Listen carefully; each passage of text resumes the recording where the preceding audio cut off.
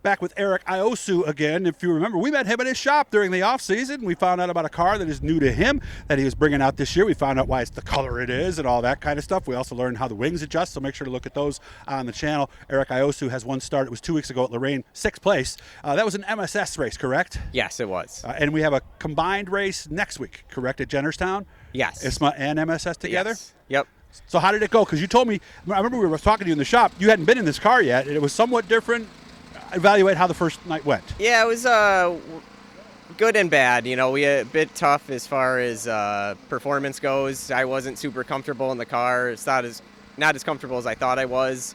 Went great as far as mechanically though. No issues. Everything we changed held up perfectly. So hard to complain coming home 6th with a clean race car. And I could see the comfort thing, because you're sitting in your shop trying to make sure you're comfortable until you're getting thrown around and actually in there. You really don't know, do you? Yeah, I thought the headrest was fine, and it really kind of turned my head in a way that wasn't comfortable. Really? So thankfully the race wasn't too long, so it wasn't too bad. But we spent a lot of time this past week putting a new headrest in and making sure I'm nice and relaxed and comfortable in there. Everything else comfortable? Positioning of the throttle, things of that nature? We did change the throttle, and we put a little more padding in different spots. I didn't think I needed it, but it's stuff that feels comfortable, but until you're actually in the car out on the track, you don't know where you needed certain padding and equipment. Okay. So how about the handling and how the car drove?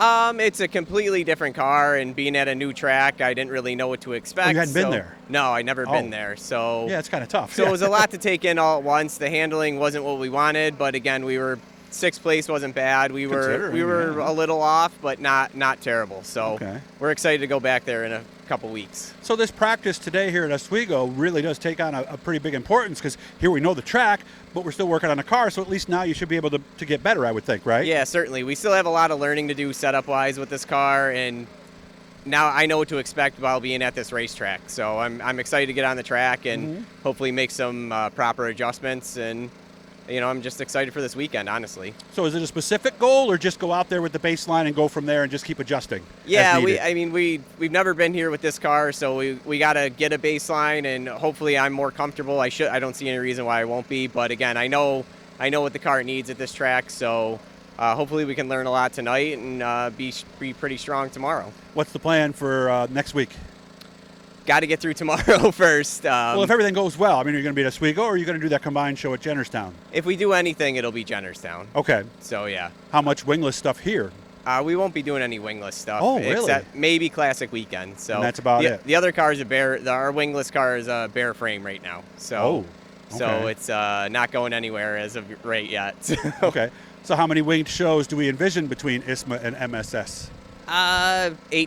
8 or 9. So all of them, I'm not sure. Yeah, we're gonna run as much as we can, as much as we feel comfortable with. So So the nice thing is, it's week to week. If we run into issues with this car, we can always take a week off. And no, I get that. And sometimes I think mentally, if you're looking at 8 or 9 races, it's a lot more intimidating. Let's say, let's get through today, and let's And it's almost like I hate to oversimplify, but like an alcoholic, I will race today. I will not. Right? I mean, it's true though, isn't it? That's something that actually started to wear on I would think it would. As being a commitment car at Oswego.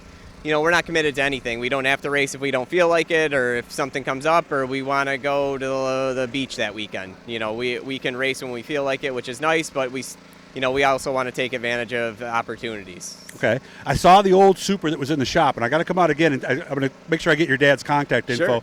Do you think that's going to make it on the track this year? And is there any place for a car like that to compete, like a vintage asphalt series? That is his plan for it, is to vintage race it. It looks really nice, but it still needs some work before it's can be put on the ground. But I'm sure he'd love to take it around here just for some slow laps, and I'm sure people would love to see it. Or even at Sandusky, you'd like to do that too. But we're so busy with this other car that it's hard to find time to work on the vintage one. So a future Fast Friday, perhaps. And I'm sure you want to take it out and see how it feels, don't you? Yeah, yes and no. Dad goes, come on, take it out, right? Dad, ready? Okay. So, well, I guess we'll see how it goes. I'll be out to the shop. I'll see you, and we'll see how it goes. Yeah, of course. Good luck today, man. Seriously, guys, hit the Blue E. Want to thank a big thanks to Garofalo's for all their help this year. It's grilling season, right? Got to get up there and get some sausage and stuff. So good to see you again, Aric, and you take care of yourself. Have fun today. Thank you. Thank you.